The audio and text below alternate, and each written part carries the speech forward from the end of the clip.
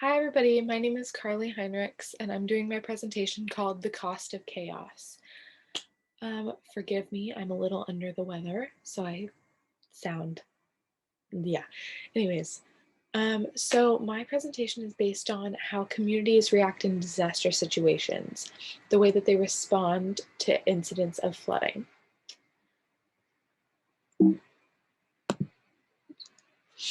So the first thing I want to do is talk about a rhetorical question, and that is, what do you think of when you think of disaster? Do you think of panic and distress and violence and everything just blowing up? And, we have this idea of what disaster means and the way people respond to disaster. And I'm here to test that idea of the way people respond to disaster. Because I think, and everything that I'm going to be showing you shows that communities come together in amazing ways to help each other and to lead to survival. It's absolutely amazing. So, first, I have to start with one thing, which is human fault is such a huge problem with flooding because we, as humans, do a lot of actions that actually contribute to more flooding. Number one, building in floodplains where you're already at high risk of flooding, and as the climate, changes, the water level is going up, and so this obviously is causing more and more problems as time goes on. Also, building along rivers because it causes the water discharge capacity to actually go down, and it basically means that when the water level goes up, it'll just go right through your front door if you're on the side because it has nowhere else to go. So the first flood that I'm going to be doing and speaking about is the York flood of 2015. So the York flood was a disaster that happened in December of 2015, and the flood almost reached the frost barrier, which is this white image right here. It almost reached the control room, and they were afraid of electrical failure if it had. So they ended up lifting the frost barrier and therefore creating flooding in the surrounding area. It ended up getting about up to 18 feet or 5.2 meters, and it just completely drowned this community.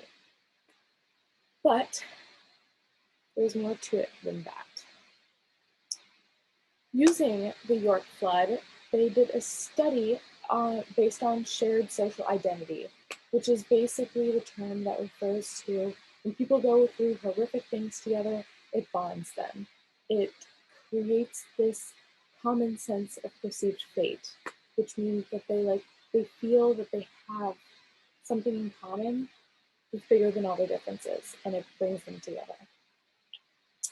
So these are some of the examples of where communities have shared social identities and act in amazing ways because of it. York's response was one of these examples.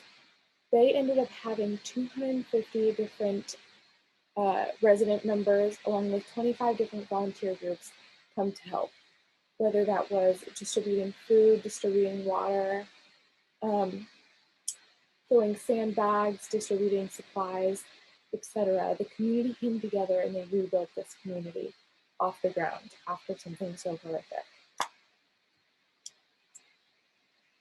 So, moving on to our next flood is the Thailand floods of 2011. And this was a horrific flood where typhoons ripped through Thailand, creating so much flooding along with rainfall. And basically, no one was ready for it. It caused half the country to face flooding. Over 13 million people were affected, and over 97,000 homes were affected. This is Bangkok, Thailand, in the right corner. And as you can see, comparative to these kids, the water level is insane. So some heroes really moved up in this flood. Number one was the man in the red shirt. He actually dove into 2-meter water to shut off valves that were leaking sewage into the flood, which would have completely destroyed the community even more than a flood does already. So he actually was called over to different communities to help them as well because he was seen as a hero. The man in the yellow shirt, he actually got his boat and he went and grabbed a whole bunch of his community members. And then all of the rest of the community was sharing advice, helping each other out, sharing supplies, etc. And it just shows that even in times of such fear and destruction, you have to be generous to the people around you because you guys are all going through the same thing. You're all on level playing field. Disaster completely equalizes the scale. So that leads me to the concept of disaster capitalism. And this is basically where when disaster happens, vendors and businesses and government entities, media, they see this as a way to capitalize off of it. They see these desperate people as a way to make more economic gain. We saw this in Thailand actually because since a lot of the local stores that were around the flood ended up closing down, they had, like residents had to go elsewhere to find food, supplies, water, and these places ramped up the prices on these desperate people in desperate times because they knew they could. They knew they could make a buck off of people who couldn't say no.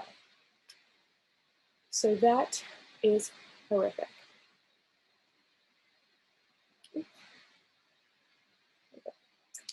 Hurricane Katrina is a Category 3 storm that hit the Gulf Coast in 2005. And basically, it mainly hit New Orleans, and this is because it's 6 feet under sea level. They had levees and seawalls, but they all ended up failing because no one expected a storm this huge. And it completely flooded a huge portion of the area. And then adding to that, 30% of New Orleans was in poverty, which meant that when the evacuation warnings came before the storm hit, a lot of people couldn't leave. They didn't have access to transportation. This meant they opened the Superdome and hosted anywhere from 15 to 30,000 people that couldn't evacuate. I've seen both numbers circulating, so I'm not exactly sure we're in that ballpark, but somewhere from 15 to 30,000 people, which is a ton of people, ended up being in the Superdome, as you can see on the right. And on the left, you can see that people are on their houses to literally get away from the flooding because that's the only option they had.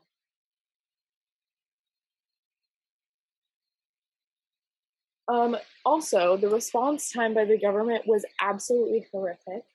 It took them days to respond to this, which put people in really desperate situations. They ended up having to go to desperate measures to get foods for their families, which ended up causing looting and other, public distress because people were completely desperate and they had nothing else to do.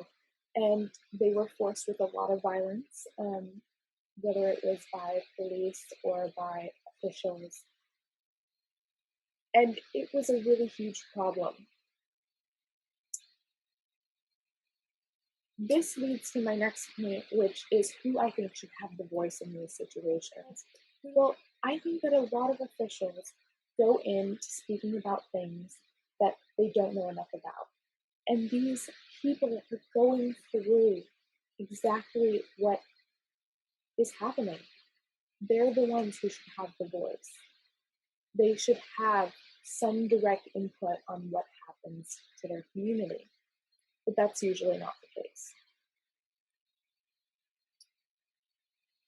So, wrapping it all up, I wanted to talk about preparation because, yes, we need to change policies. We need to be more prepared for floods. But also, we can all do something personally about it. Number one, create a flood plan. See where your local evacuation routes are. See what risk you're at in your area. Prepare a bag so you can just grab it and leave when you gotta go. And to leave with 2 closing remarks, just want to say that communities are stronger together than any government worker could ever be, and community resilience and preparation can be the difference between life or death in a situation of disaster. Thank you, everybody. And my answers.